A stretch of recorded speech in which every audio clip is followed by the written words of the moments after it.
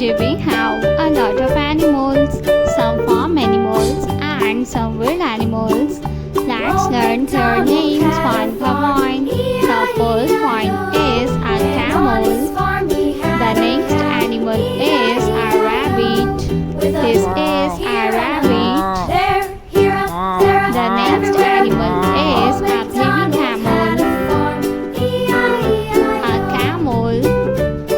The next point is a rooster.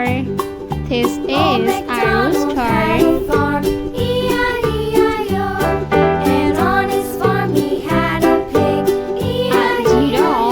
This is giraffe. A leopard.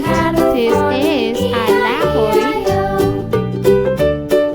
The next animal is a tiger.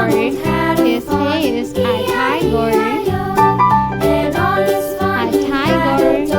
The next animal is a zebra. This is a zebra. The next point is a lion. A lion is the king of forest. A cow. This is a cow. A cow. The next animal is elephant. This is elephant. The next animal is tiger. This is tiger.